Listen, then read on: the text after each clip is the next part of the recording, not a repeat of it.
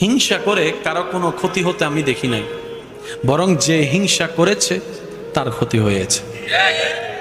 অহংকার করে কাউকে আসলে ছোট করা যায় নাই, অহংকার করে আমরা নিজেরাই ছোট হয়ে জাহান্নামের দিকে এগিয়ে যাচ্ছি।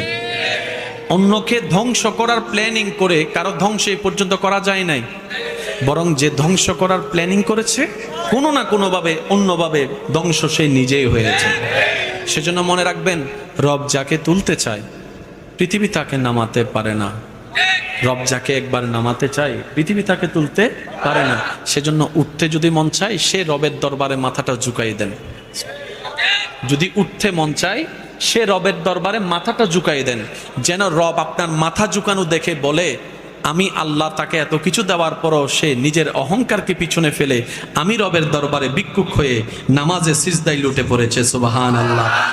সিজদায় লুটে পড়েছে, কপালটা লাগিয়ে দিয়েছে, যে মাথা সে কারো সামনে নত করতে